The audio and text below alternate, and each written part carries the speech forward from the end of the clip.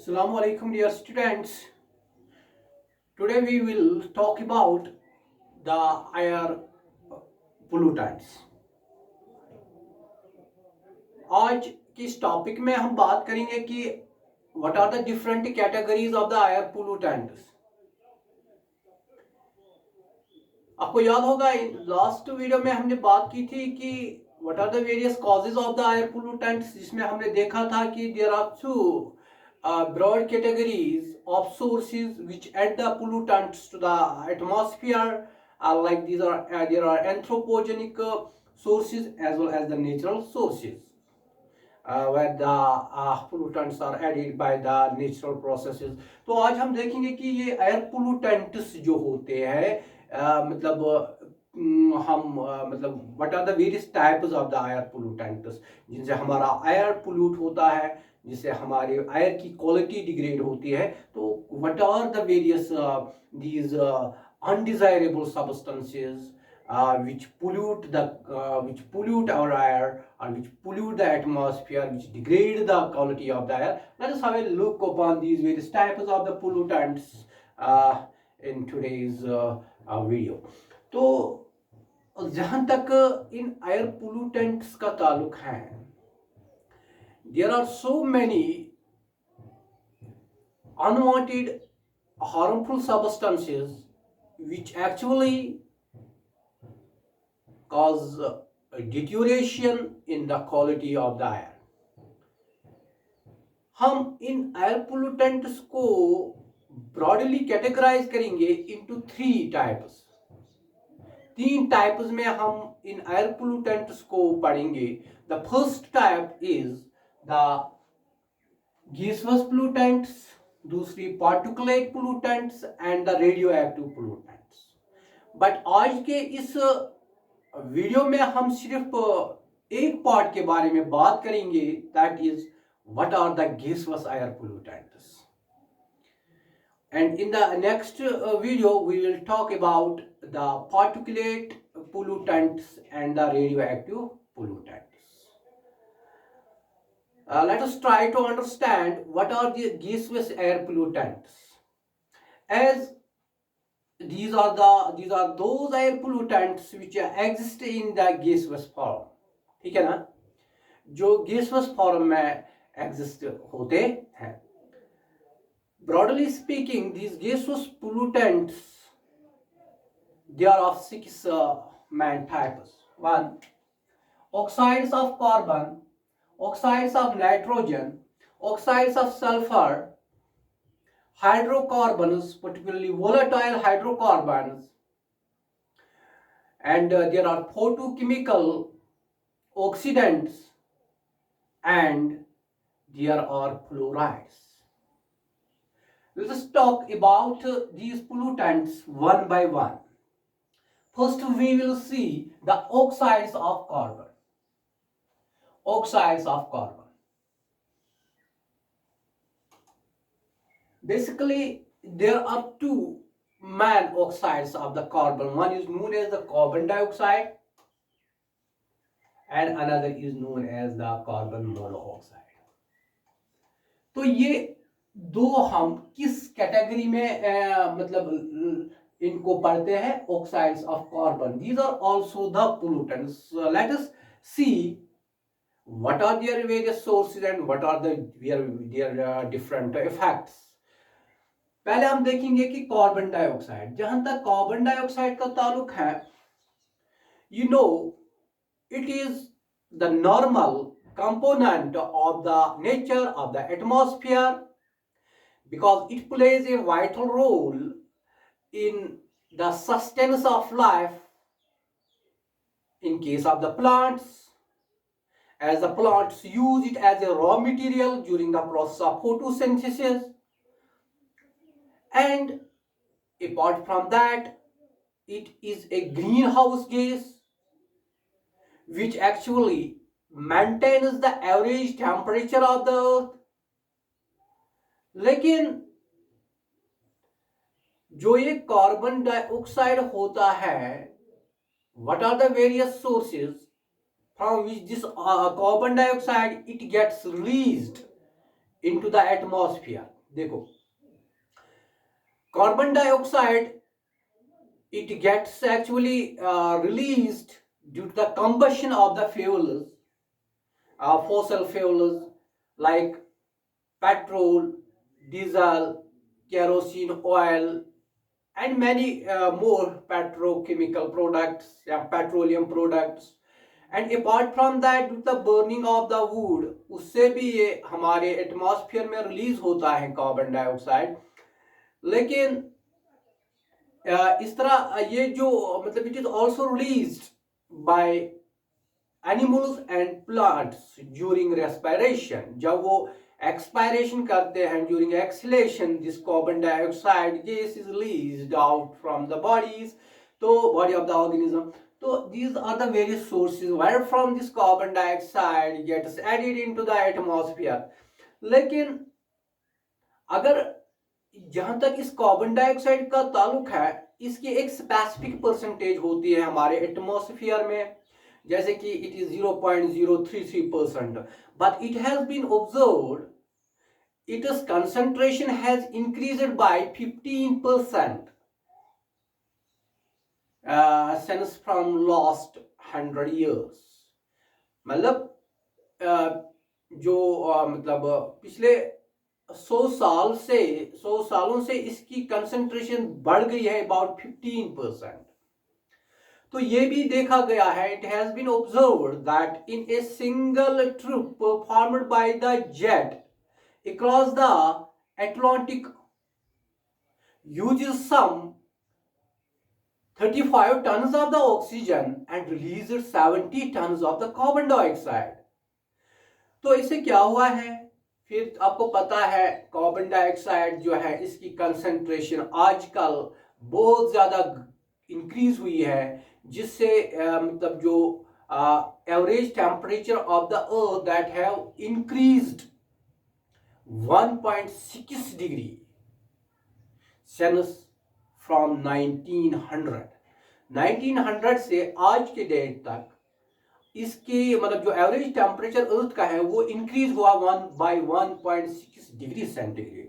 तो आपको पता है फिर इसके कॉन्सिक्वेंसेस क्या हैं, ग्लोबल वार्मिंग, फिर melting of the ice caps on the mountains, फिर वहां से क्या हो जाएगा, there will be increase in the sea levels, there will be flash floods, और there will be the inundation और submerging of the coastal areas और the coastal countries. तो ये इसके फिर इफेक्ट्स होते हैं. लेकिन यहाँ पे आज अगर हम देखेंगे कार्बन डाइऑक्साइड, इसको हम किसी वक्त कहते हैं it is a quantitative pollutant, although it is the normal component of the nature, but due to the increased activities, due to the more and more anthropogenic activities, due to the more and more burning of the fossil fuels, इसकी concentration बहुत ज़्यादा increase हुई है, and it is taken the shape of a pollutant at मतलब जो currently it has taken the shape of the pollutant.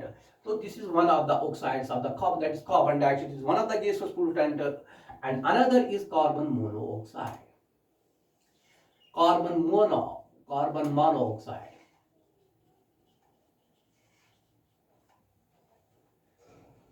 Carbon monoxide is another oxide of the carbon actually which is produced due to the incomplete combustion of the fossil fuels. ठीक है? And this carbon monoxide, it is released as the exhaust gas from the motorized vehicles. ठीक है ना, वहां से भी बहुत ज्यादा कार्बन मोनोऑक्साइड रिलीज होता है. Incomplete combustion of the fuels, जब फ्यूल्स अच्छी तरह से इनकी कंबशन नहीं होगी तो उस टाइम भी कार्बन मोनोऑक्साइड रिलीज होता है. It has been observed almost it constitutes some 50%. जितने भी एयर पोल्यूटेंट्स हैं उनका 50% सिर्फ कॉन्स्टिट्यूट करता है carbon monoxide. See the level of this pollutant that is carbon monoxide. तो इससे आपको पता है इसके इल इफेक्ट्स क्या है. तो बेसिकली इसके इल इफेक्ट, जो मेन इल इफेक्ट इसका यही है, इससे actually it reduces the oxygen carrying capacity of the hemoglobin of the blood.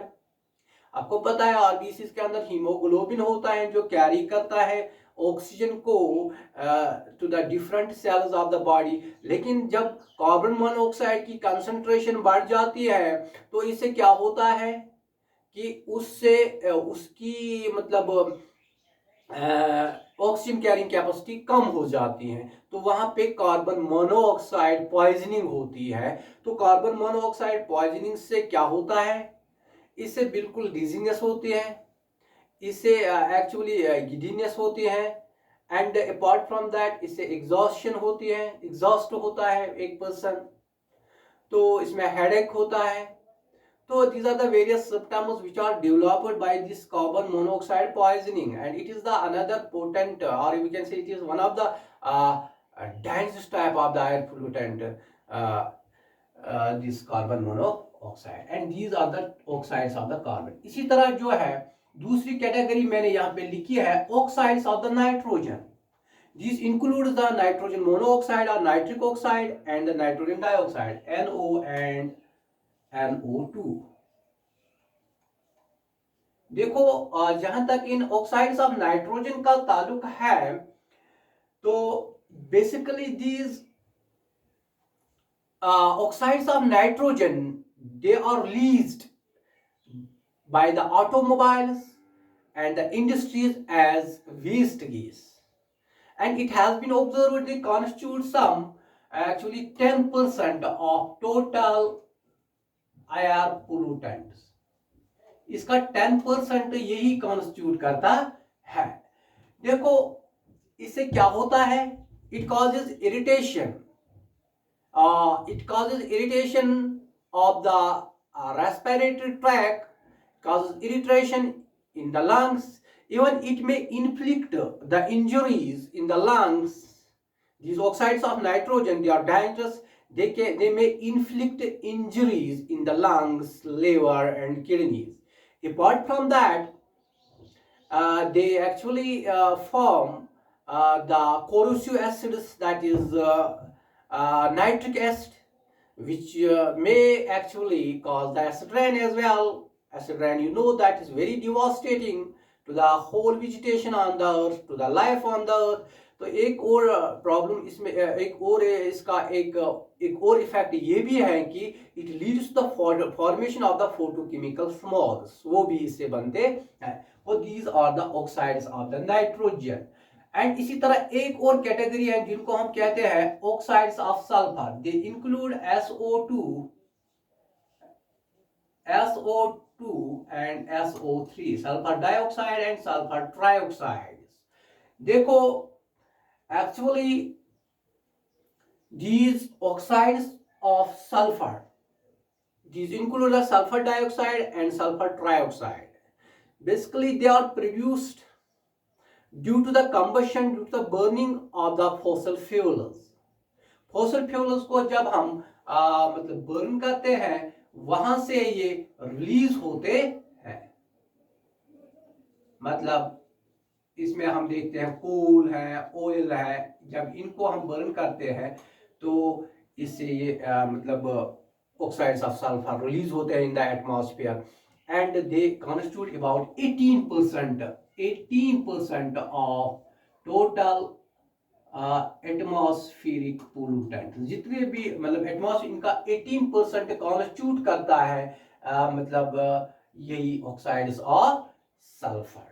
देखो इसके बहुत सारे इफेक्ट्स होते हैं। It causes several respiratory problems like bronchitis and other respiratory problem, asthma भी इससे हो सकता है। लेकिन इसके अलावा इससे ये प्रॉब्लम होती है in case of the plants, it causes the plasmolysis. Plasmolysis, you know, the shrinkage of the protoplasm. Protoplasm वहां पे श्रिंक करता है ये ऑक्साइड्स ऑफ सल्फर।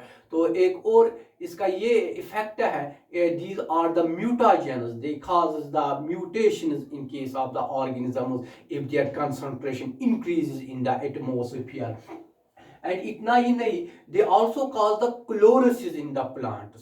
chlorosis मतलब प्लांट्स के अंदर ये क्लोरोसिस मतलब पैदा करता है। What is chlorosis? क्लोरोसिस में एक्चुअली वहां पे there the chlorophyll synthesis is are halted और दैट इज रिड्यूस्ड।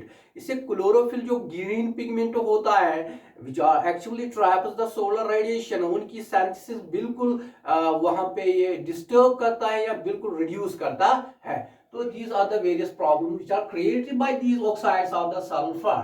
तो मैंने आपको बताया दे constitute 18% of the whole air pollutant of the total air pollutants। And एक और कैटेगरी है जिनको हम कहते हैं actually hydrocarbons. Hydrocarbons, hydrocarbons, these are the organic compounds. These are made up of hydrogen and carbon and hydrogen. These include methane, ethylene, इसी तरह butane, propane, etcetera. There are so many aldehydes. ये सब के सब किस में आते हैं? हाइड्रोकार्बन्स। जहां तक इन हाइड्रोकार्बन्स का ताल्लुक है, जो वोलेटाइल हाइड्रोकार्बन्स होता है, जिनका बॉइलिंग पॉइंट कम होता है, तो उससे क्या होता है, वो भी रिलीज होते हैं। They also act as the air pollutants. Now the question arises, how these pollutants, that is hydrocarbons, they get released into the atmosphere? Simply due to the combustion, of the fuels, due to the combustion of the coal and petroleum, and they are also produced due to the some hydrocarbons like methane, which is called the marsh gas or the natural gas. It is released due to the decomposition of the organic matter like the vegetation matter in the wetlands। वहां से भी ये release होते हैं hydrocarbon. और apart from that ये क्या मतलब बैक्टीरियल डिकम्पोजिशन से भी ये रिलीज होते हैं। नाउ जहां तक इन हाइड्रोकार्बन्स का ताल्लुक है, एक्चुअली दे आर कार्सिनोजेनिक।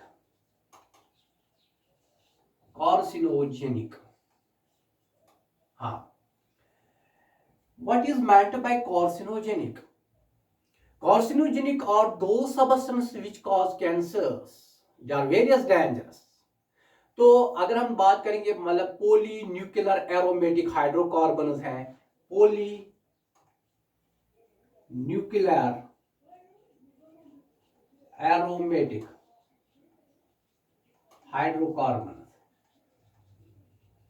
या फॉर्मल्डिहाइड्स हैं। ये क्या होते हैं? These are the carcinogenic hydrocarbons which are released into the atmosphere from various sources। तो इससे फिर ये प्रॉब्लम होती है। इसके अलावा इससे एक और प्रॉब्लम होती है इन हाइड्रोकार्बन से। They cause the constriction of the bronchiole, bronchus constriction, ठीक है ना? That is narrowing of the bronchioles node, which actually branches out from the trachea and enters into the lungs। One goes to the left lung, another to the right lung। तो इन ऐसे जो bronchus होते हैं, इन bronchus को ये क्या करता है? एक्चुअली ये इनको यहाँ पे इनकी कंस्ट्रक्शन करता है, यानी कि इनको नैरोइंग इनकी करता है these hydrocarbons। Apart from that, they cause the senescence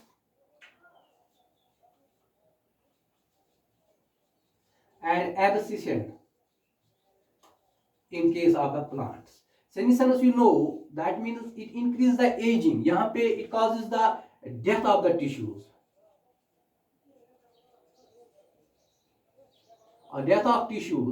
and thereby it enhances the process of the aging। तो abscission में क्या होता है? Abscission में it actually causes this shedding of plant parts like leaves, branches,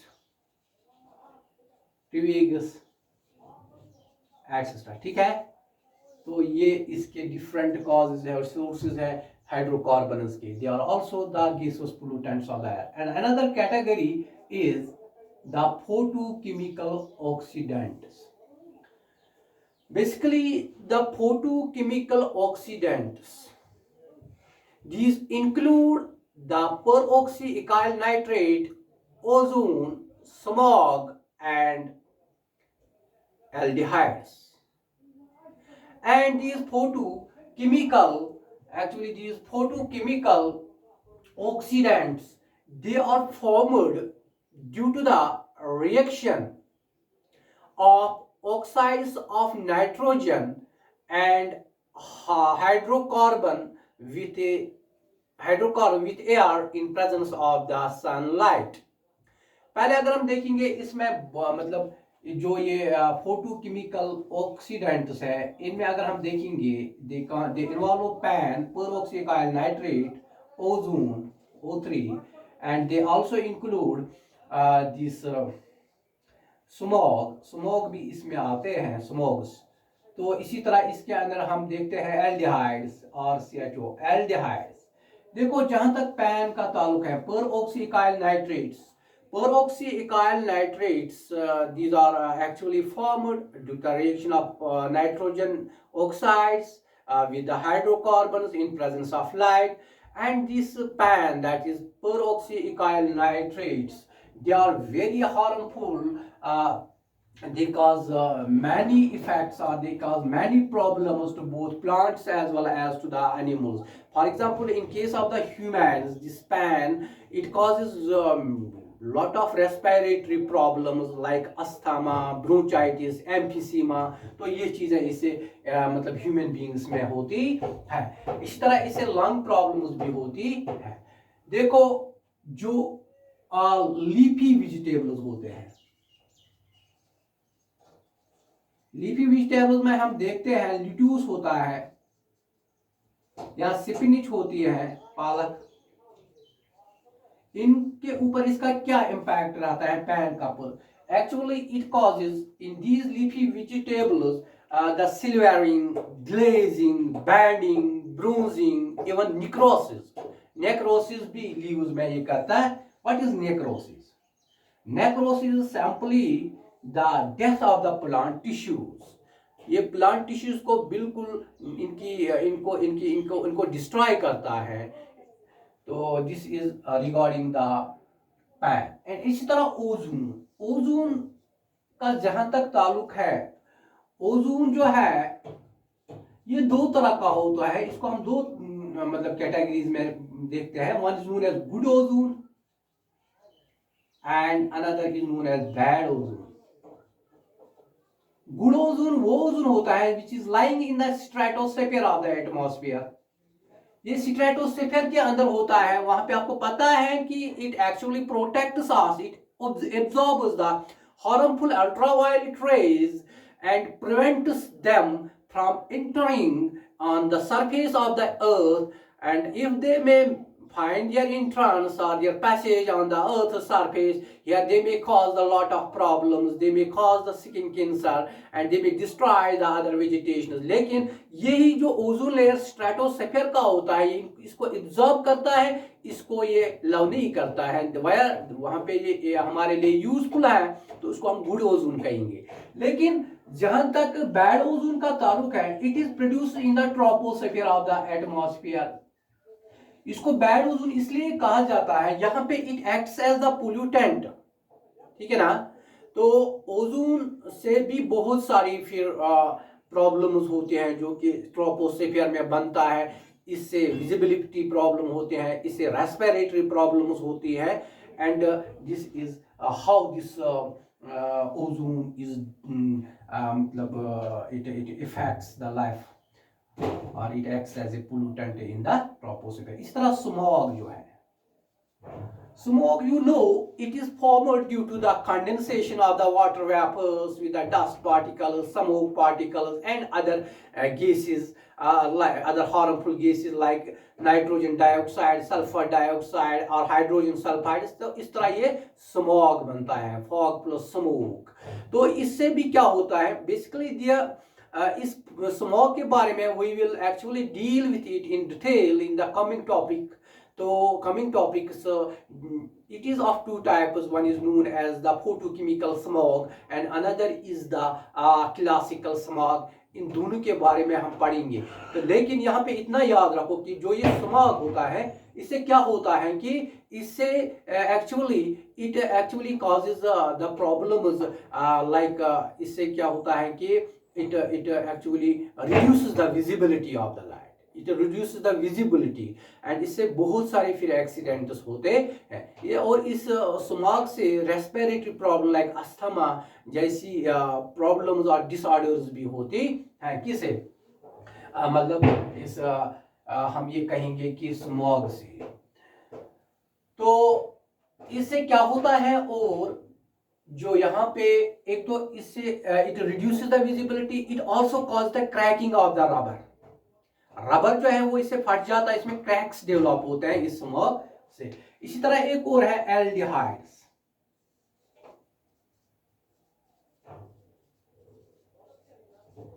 Aldehydes, actually these are another category of these photochemical oxidants, or we can say these are also the gaseous pollutants. इनसे क्या होता है कि they cause the gastrointestinal tract, they cause the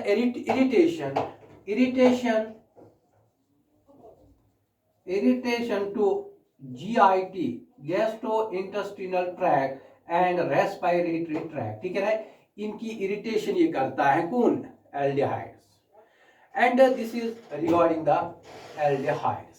Now these were the photochemical oxidants, and last category of these gaseous pollutants are fluorides.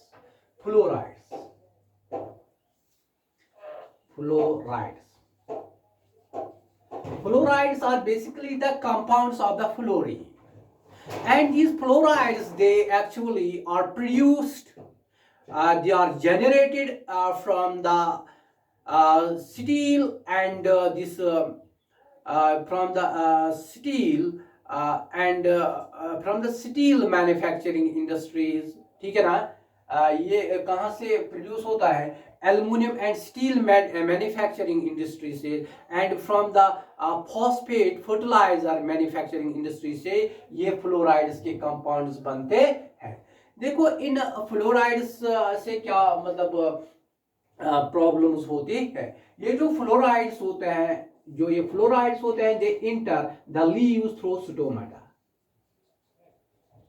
Stomata के जरिए से ये फिर लीफ के अंदर चले जाते हैं, एंड वहां पे इनकी वहां पे ये इक्यूमुलेट होते हैं, बहुत इनकी कंसंट्रेशन बढ़ जाती है।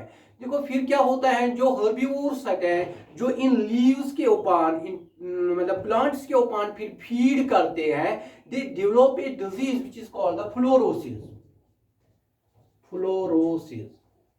This is called the spotted teeth disease. इससे क्या होता है कि इन कैटल्स के अंदर जो इसके ऊपर फीड करते हैं, इन लीव्स के ऊपर, इन पेड्स के ऊपर जिनमें ये एक्यूमुलेट होता है ये फ्लोराइड्स के कंपाउंड्स, तो फिर वहां पे स्पॉटेड टीथ, उनकी जो मतलब टीथ होती है ना, they actually they are irregular, मतलब इरेगुलर टीथ वहां पे डेवलप होते हैं। तो इस इरेगुलरिटी से फिर क्या होती है कि जो ये मतलब एनिमल्स होते हैं actually they are not able और they feel the difficulty in chewing mastication, ठीक है ना। इसमें फिर ये बहुत सारी डिफिकल्टी, बहुत मुश्किल इनको होता है च्यूइंग करने में, मैस्टिकेशन करने में, चिबाने में वगैरह, ठीक है ना। तो this is called the fluorosis. Apart from these fluoride compounds, they also can delay. They cause the delay in the maturing of the crop plants. तो ये भी इसका एक ill effect होता है। This is all regarding today's topic, that is gaseous pollutants. आज के इस टॉपिक में हमने सिर्फ gaseous pollutants के बारे में बात की। Inshallah in the next video we will talk about the particulate pollutants as well as the radioactive pollutants. Till then, fi amanillah. Thanks.